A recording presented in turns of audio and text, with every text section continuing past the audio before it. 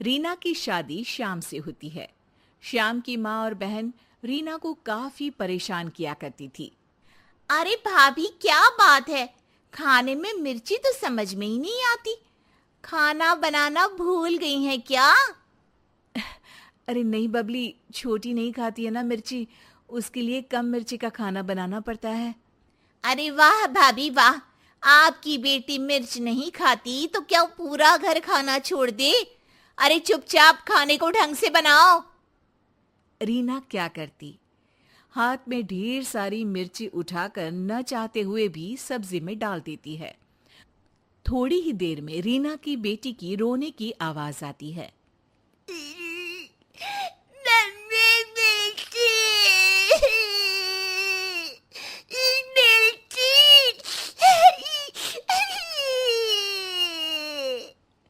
रीना भागकर किचन से बाहर आती है। अरे बबली, तुमने छोटी को ये सब्जी क्यों दी? इसमें मिर्ची है, मैंने कहा तो था कि वो मिर्ची नहीं खाती है। अरे वाह जी वाह, बड़ी जुबान चल रही है तेरी। हैं? मेरी बेटी से ऐसे बात करने की हिम्मत कैसे हुई? बुआ है, थोड़ा सा कुछ खिला दिया तो इतना हंगामा। रीना सास की बात को अनसुनाकर बेटी को पानी पिलाकर शांत करती है। एक दिन रीना सास और ननद के साथ खाना खाने बैठती है तो अरे रीना, जरा आलू की सब्जी और दे तो। माँ जी, वो तो आज कम बनाई थी तो खत्म हो गई है। अरे भाभी, ये जो आपकी कटोरी में आलू भरकर खा रही है ना, वो माँ को क्यों नहीं दे देती? अरे हाँ बहू, ये साथ बैठकर खाना खाने की आदत छोड़ दे। कुछ कम पड़ जाए तो क्या हम खाना भी ठीक से ना खाए? सबके खाने के बाद खाना खाया करे। बेचारी रीना अगले दिन सारा काम निपटा, सबको खाना खिला, बर्तन धोकर 2 रोटी खाने को बैठती है कि तभी डोरबेल बजती है। भाभी, बैठकर खाना ठूस रही हो, जरा उठकर देख भी तो लिया करो कि कौन है दरवाजे में। दिख नहीं रहा, मैं टीवी देख रही हूँ। बेचारी रीना खाना छोड़कर जैसे ही दरवाजा खोलती है, सामने उसकी बचपन की सहेली खड़ी होती है। अरे सीमा, वो उसे गले लगा लेती है। अरे रीना, ठीक है, सहेली आई है तो खाना मत छोड़ देना।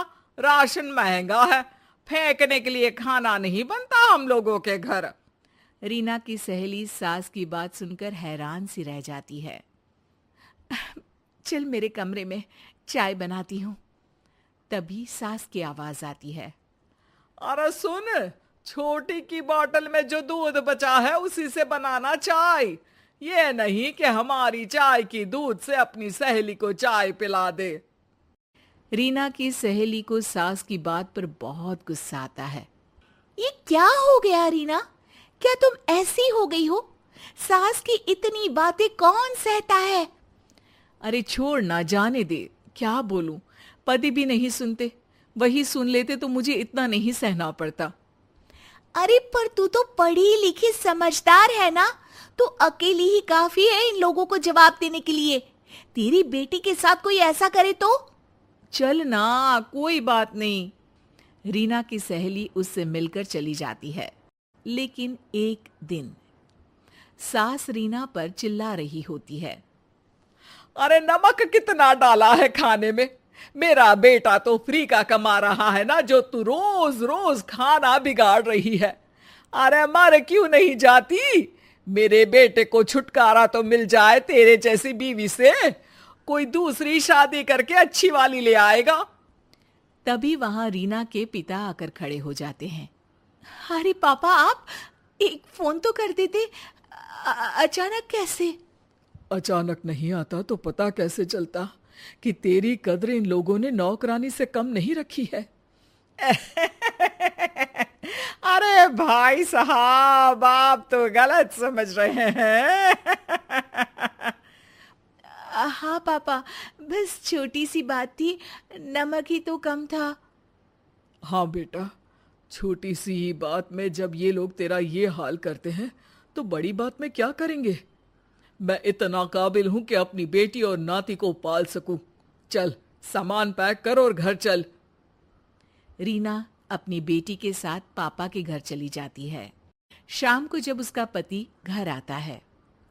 अरे बेटा, तेरी बीवी ने तो आज अपने पिता को घर बुला लिया था।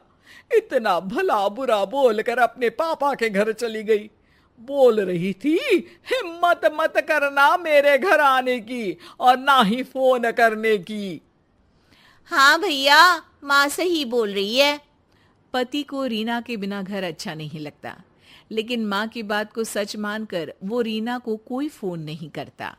लेकिन एक दिन उसे अपनी बेटी की याद आती है और वो ऑफिस के बाद रीना के घर चला जाता है। अरे दामाद जी, आइए आइए। बेटी भागकर पापा के गले लग जाती है। पापा, आपको मेरी याद नहीं आती थी? आती थी बेटा, तभी तो पापा आपसे मिलने आए हैं। लेकिन आप यहाँ क्यों आ गई हैं?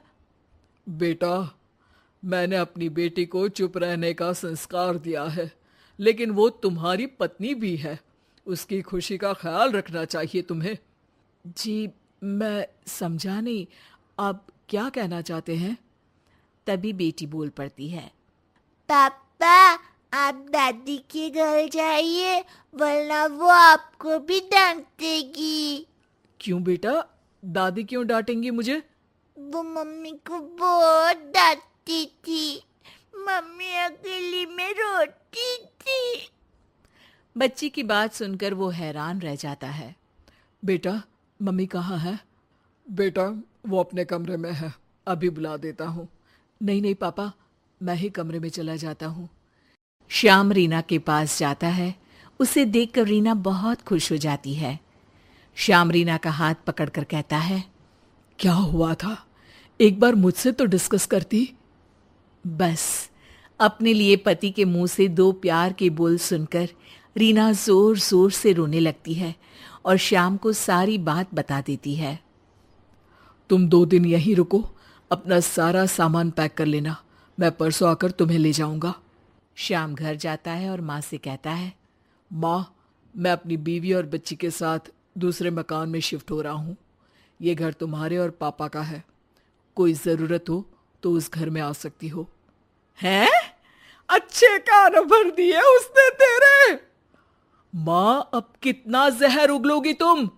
फिर क्या था, श्याम बीवी बच्ची के साथ एक नई जिंदगी की शुरुआत करता है।